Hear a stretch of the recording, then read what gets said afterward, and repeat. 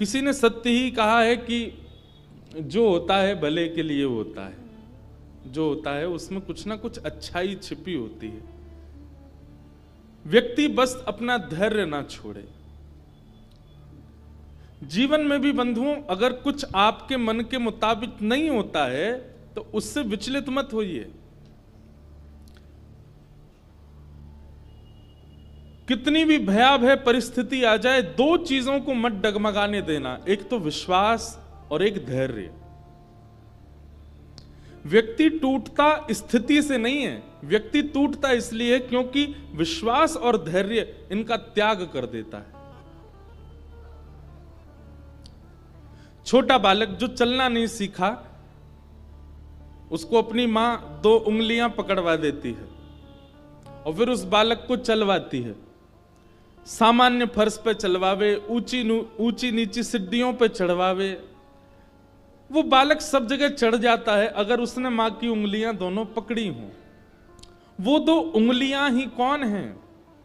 एक है विश्वास और दूसरा है धैर्य।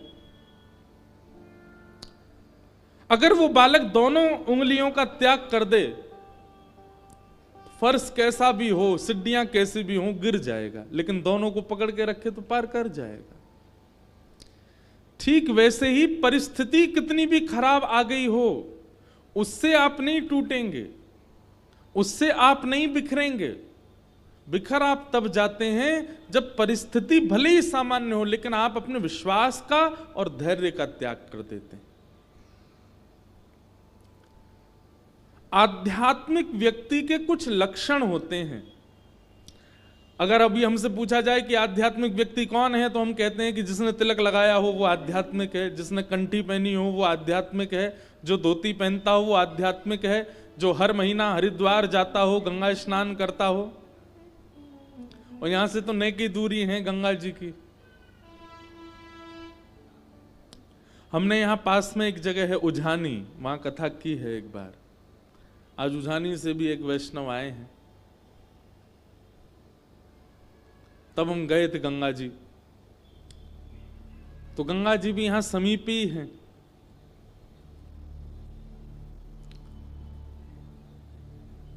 तो व्यक्ति की आध्यात्मिकता हम कई बार तिलक से, कंठी से, उसके नियमों से, उसके स्वरूप से आंक लेते हैं। परंतु आध्यात्मिक व्यक्ति का सबसे बड़ा यदि प्रमाण यदि कोई है तो वो ये 2 ही हैं। एक तो उसका विश्वास कभी डगमगाता नहीं अपने इष्ट के प्रति, और दूसरा वो धैर्यवान हो। बहुत सावधानी से सुनिएगा बातों को।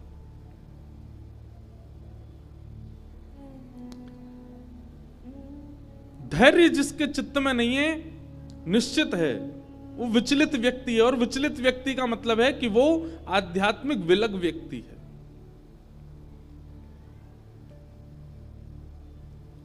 इसलिए कुछ ना भी हो तो कम से कम कथा से, इन सत्संगों से, इन प्रसंगों से ये प्रयास करो कि चित्त में धैर्य आवे। धैर्य का मतलब आलस से नहीं होता। कल जब मैं कथा के लिए यहां पहुंचा तब 7 बज चुके थे। कितने लोग यहां जो बैठे थे, कईयों ने बताया, बोले कई तो महाराज जी 1 बजे से ही बैठे थे। लेकिन 1 बजे से 7 बजे तक जब कथा शुरू की तो ऊर्जा कम नहीं हुई। उनके मुखमंडल की प्रसन्नता और उनकी ऊर्जा उतनी ही थी। ये धैर्यवान व्यक्ति का लक्षण है, और ये कहीं ना कहीं आध्यात्मिक व्यक्ति का लक्षण है कि वो धैर्य नहीं त्यागता। धत्ते धैर्यम तुयो धीमन, श्रीमद् भागवत के महात्म्य में कहा गया कि धैर्य धारण करो। विचलित हो जाने वाला व्यक्ति, जिसके अंदर बिल्कुल पेशेंस नहीं है, कहीं ना कहीं ये राक्षस स्वभाव है।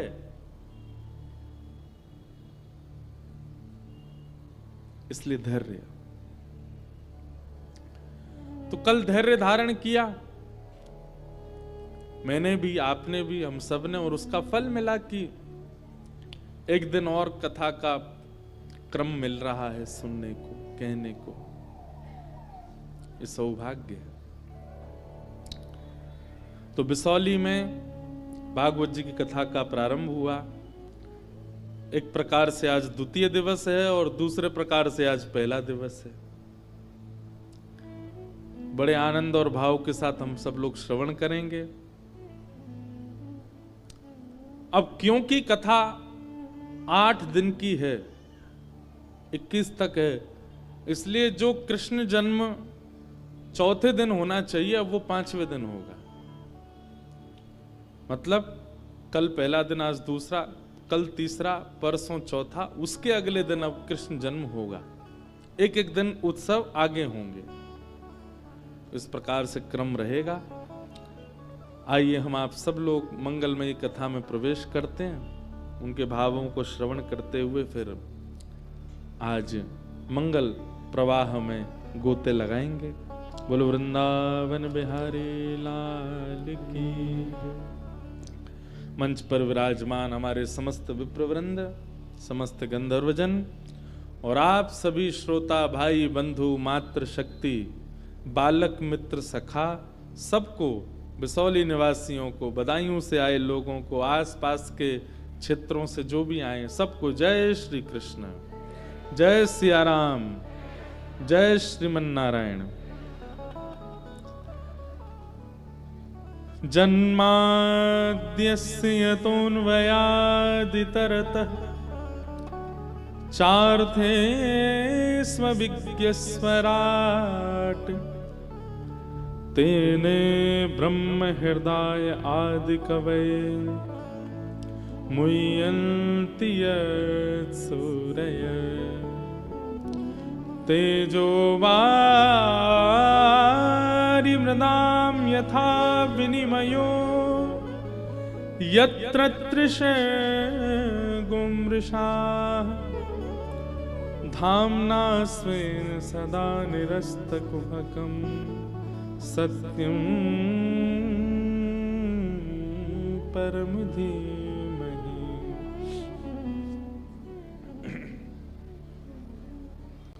श्रीमद् भागवत का पहला श्लोक। बंधुओं, एक बात बहुत ध्यान से सुनिएगा।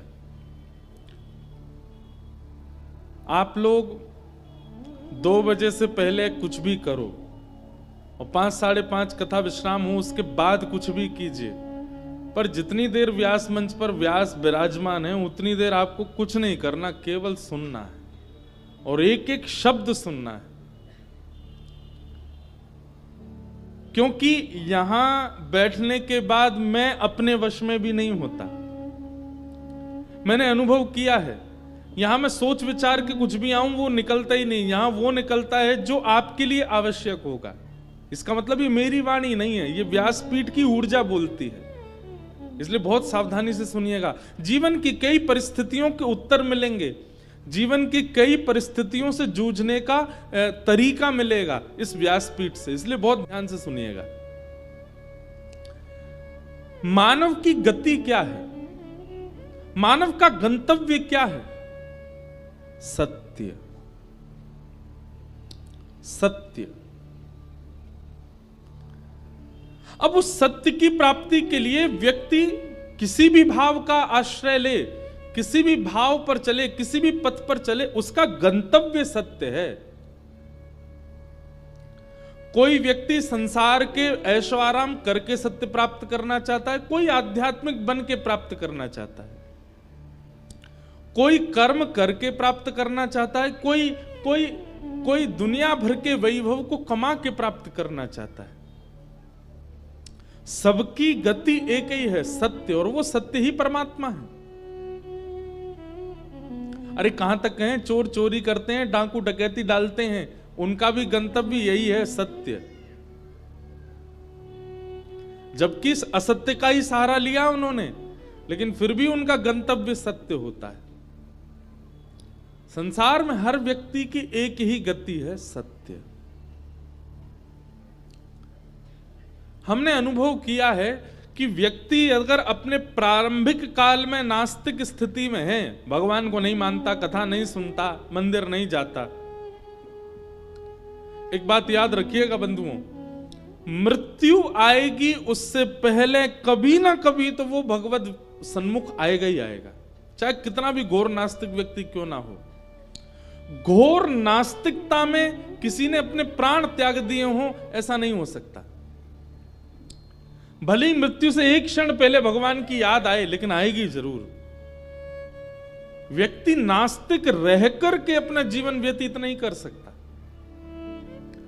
कभी ना कभी तो उसको ये बात समझ में आएगी कि भाई कोई सत्ता तो है जिस सत्ता के अधीन मुझको होना है।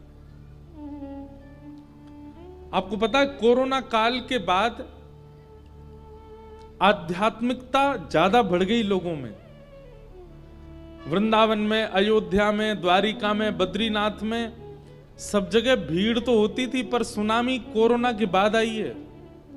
इतनी भीड़ हो गई है वृंदावन में, तो अब हम ब्रज के वासी, वृंदावन निवासी, हमें तो वृंदावन में निकरवे में यूं लगे कहां जाएं, कैसे जाएं, इतनी भीड़ कैसे।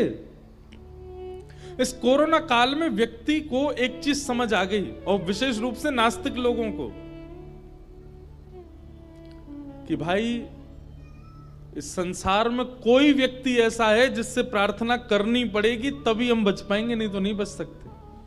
ना तो डॉक्टर बचा पाएंगे, ना दवाइयां बचा पाएंगी, ना कोई ऐसी चीज बचा पाएगी। केवल और केवल ठाकुर ही बचा सकते हैं। तो कितना भी नास्तिक व्यक्ति हो, कितना भी भगवत विमुख व्यक्ति हो, वो कभी ना कभी तो भगवत सन्मुख होगा। बिना भगवत सन्मुख हुए उसका काम नहीं चल सकता। तो हमारी गति क्या है? प्रत्येक मानव की गति क्या है? सत्य, और वही सत्य परमात्मा है। जिस दिन संसार की वास्तविकता समझ में आने लग जाए, जिस दिन संसार का स्वभाव समझ में आने लग जाए, जिस दिन परमात्मा के संबंध की वस्तु प्रिय लगने लग जाए, उस दिन यही समझिएगा कि आपको सत्य की प्राप्ति हो रही है। सत्य यानी राधा रमण की प्राप्ति हो रही है।